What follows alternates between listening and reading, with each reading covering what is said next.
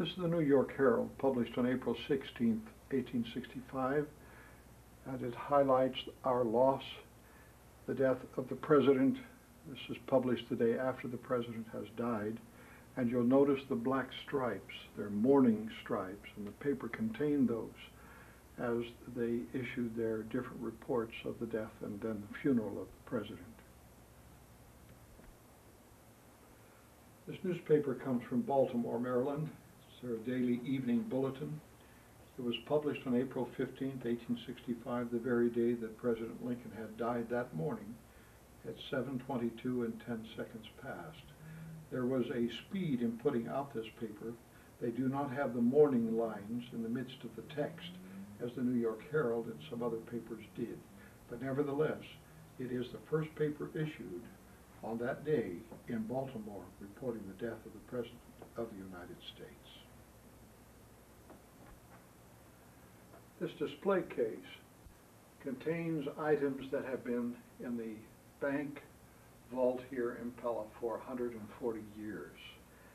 Scully was the first president of the Pella National Bank, which later became U.S. Bank, and so the items we see in the case are very special, and they've not been available for 140 years.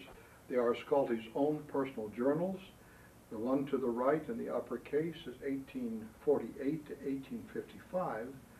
The one to the left is 1856, 1862, and immediately after I found them, I hurriedly looked through to see if I could document Lincoln's trip to Lincoln's inaugural, which was Strong Family Oral History, and lo and behold, I found 3 different spots in that journal where he met Lincoln.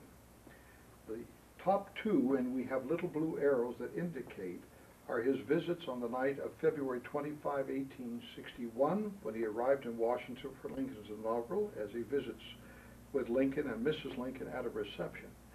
2 days later, he visited Lincoln with the Iowa delegation from the Congress, both House members and Senator members, and they are indicated there. But earlier in June, on June 13, 1860, he visited with Lincoln in Springfield, Illinois, and we have that also documented there in his handwriting. Dominic Scully arrived in Washington, D.C. on February 25, 1861, and took his residence in the Willard Hotel in Washington, not far from the White House, for his inaugural visit. On the 25th of February, the day he arrived, it says here in his own handwriting in his journal, visit with Lincoln and lady. That evening there was a 2-hour reception at Willard Hotel, and Lincoln paid a visit to President-elect and Mrs. Lincoln. 2 days later, he made another visit with the Iowa delegation on February 27, 1861. And it says in his own handwriting, visit to A. Lincoln with delegation from Iowa. It was a very special time, though he was not a member of the United States Congress, that he joined our Iowa delegation to visit the President-elect. And now we have it here in his handwriting.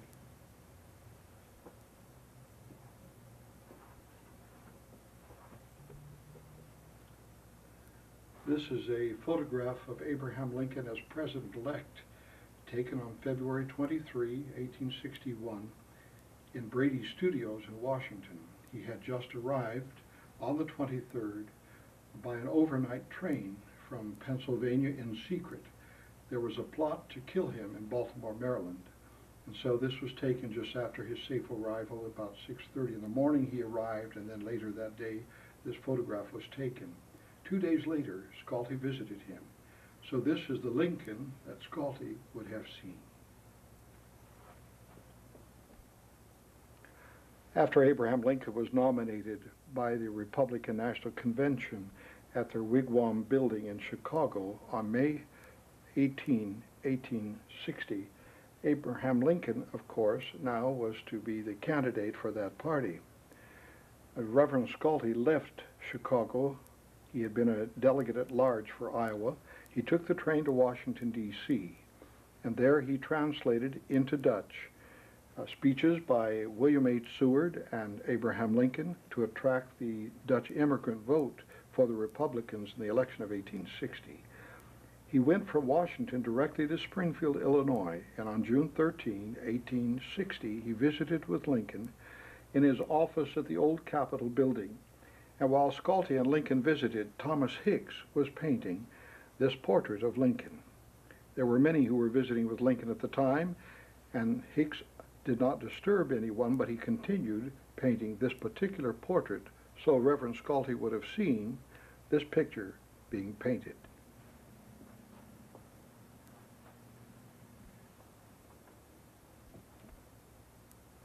This is an 1860 campaign poster for the campaign for President of the United States that year. There are 4 candidates for the office of President. Lincoln and Hamlin represent the Republicans in the left-hand corner.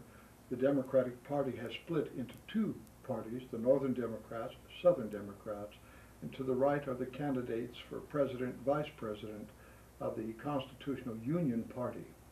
It is a map of the country. This was made for the years of 1860. That's the nation's look at that time, and below that are all the platforms of the different political parties. This was Scully's 1860 campaign poster. Here on the wall we have a copy of Harper's Weekly's map for 1861, November. Both these items were made in Philadelphia. They are in beautiful color and they are well preserved. This was a federal poster of the southern states. We have Lincoln in the upper left-hand corner, Seward in the right corner, Winfield Scott in the lower left, and General McClellan in the right. This too belonged to Reverend Scully.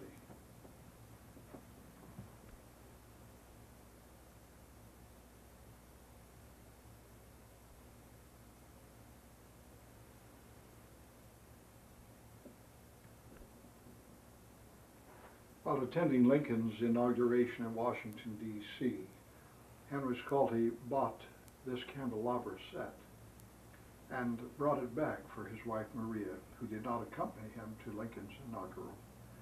It's a very handsome piece, and it was displayed in his home since the time he brought it here. In front of that candelabra is a small bust, the original of which was made by Daniel Chester French. This became what we would call later the statue in the Lincoln Memorial in Washington, D.C. It has the title, The Meditating Lincoln.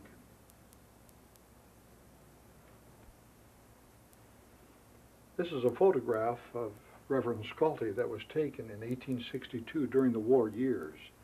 A traveling photographer was here in Pella, and he came to the house, and he asked if he could take a picture of Dominic Scully, and Scully gave his consent. So you see he's wearing his glasses, but you'll also note he did not have time to shave. So the photographer took the picture, and his unshaven chin can be seen in this photograph of him.